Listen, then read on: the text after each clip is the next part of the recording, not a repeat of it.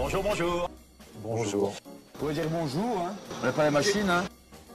Bonjour mesdames, bonjour mesdemoiselles, bonjour messieurs. Vous pouvez répéter? J'ai dit bonjour. Bonjour Ingrid. Bonjour. Bonjour à tous, épargnons-nous s'il vous plaît les formules de politesse traditionnelles et commençons sans plus tarder cet épisode direction le Mexique.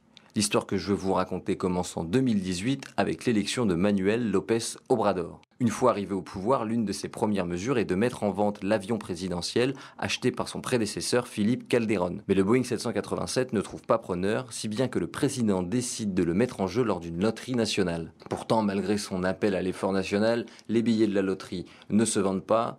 L'avion est finalement retiré de la liste des prix. Il n'a donc pour le moment toujours pas trouvé preneur et il est stocké dans un hangar en Californie.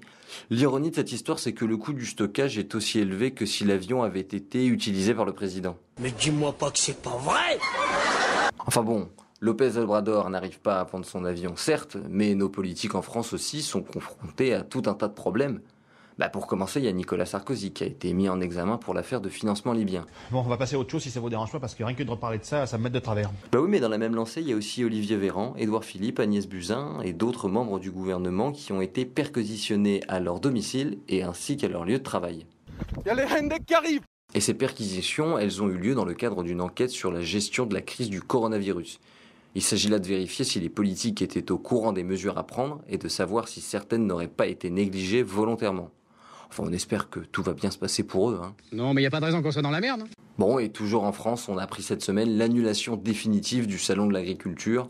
Bon, rien de surprenant, on s'y attendait tous. Mais moi, je ne peux m'empêcher de me dire que de là-haut, Jacques Chirac nous regarde et qu'il est tout aussi triste que nous de rater ce rendez-vous. Qu'est-ce que je m'emmerde, moi. Ah, putain. Ah tu sais, nous aussi, on se fait chier. Et surtout que ce nouveau couvre-feu ne va pas arranger les choses. Bon, allez, bonjour, c'est terminé. On se voit la semaine prochaine et moi, je vous dis... Salut.